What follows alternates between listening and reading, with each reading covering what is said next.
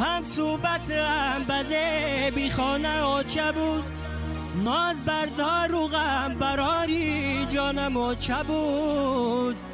یک دسته گل روی دالانم آچه بود، هر شام و سحر بر زبانم آچه بود. آچه لفتی جیگرم افسوس کی نیستی در برم، ستانی خانه بودرم ماه مادرم جان مادرم.